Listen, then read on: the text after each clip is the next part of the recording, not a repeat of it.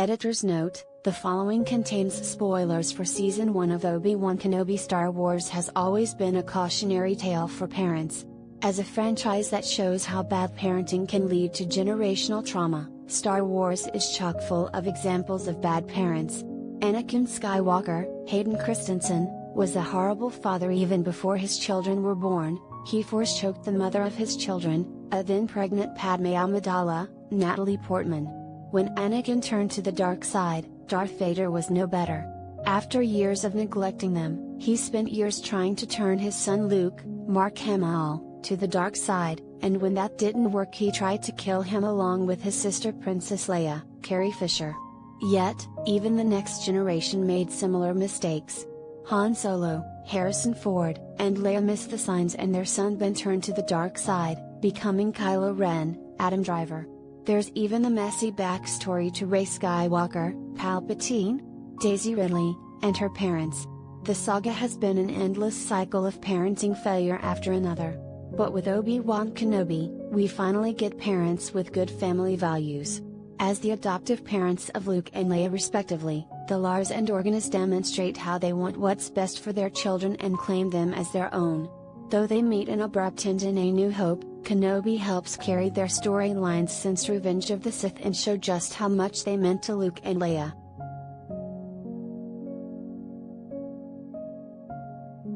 In A New Hope, Owen, Phil Brown, and Beru Lars, Sheila Fraser, keep Luke in a sheltered upbringing on their moisture farm. But Luke is very much an angsty teenager, as he has dreams of joining the academy as a cadet where most of his other friends have already gone. Luke's just not a farmer, Owen, Beru says, he has too much of his father in him. Owen, knowing full well how Anakin Skywalker turned out, says, "That's what I'm afraid of." In Obi-Wan Kenobi, we get more of why the Lars are so protective of Luke and his future.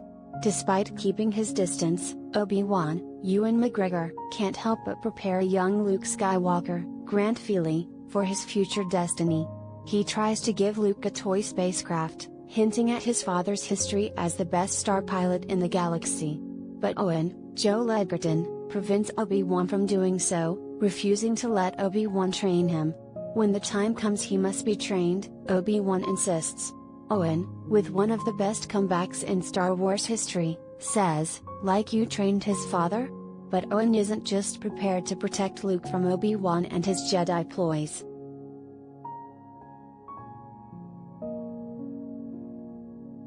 When Reva, Moses Ingram, the third sister among the Inquisitors hunting down Jedi for the Empire, comes to Tatooine, Owen bravely stands up to her.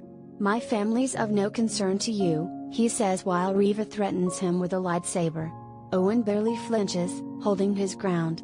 His resolute position mimics his own resolute determination to protect his wife Beru and adopted son Luke.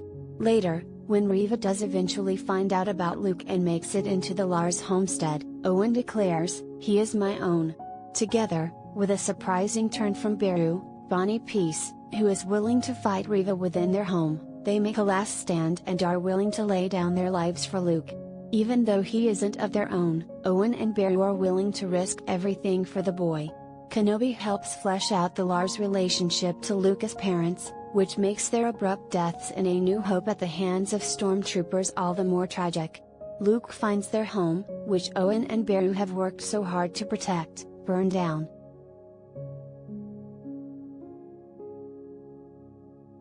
The Organs, like the Lars, demonstrate their wholehearted love and affection for Leia, Vivian Lyra Blair, despite the fact that they aren't her birth parents. In A New Hope, we don't even see a glimpse of them before Alderaan is obliterated by the Death Star. So, when some of the first few scenes of Kenobi introduced us to a lively and thriving Alderaan, it was a refreshing surprise. We also got a glimpse into Alderaan's first family, the Organs. But while Bra, Simone Kessel, and Bail Organa, Jimmy Smits, have fully accepted Leia, the other Organs haven't. "You're not even a real Organa," her cousin says. But Bail doesn't falter when he tries to console Leia, "You are a child. You are an Organa in every way." When Leia is kidnapped by some bounty hunters hired by Reva, it's no surprise that Bail and Bro would go to the strongest Jedi they know. When they plead with Obi-Wan, they make sure to point out that she's as important as he is. This, when looking towards the future and beyond, is absolutely true. Leia is instrumental in defeating the Empire and the dark side, and even more instrumental in saving Ben Solo from his Kylo Ren alter ego. Even if they don't recognize her pivotal role in the future, the Organists cherish Leia like their own.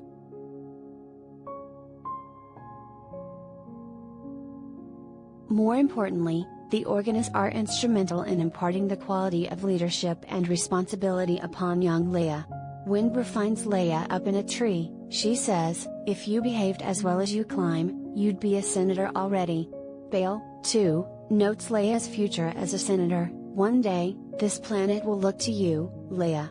There are many ways to lead. You just have to find yours."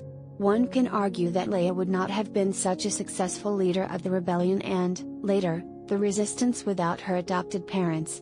She inherited the title of princess, but it's the qualities of leadership, inspiration, and responsibility that Leia would inherit from the Organists and which would eventually help turn the tide towards the light side.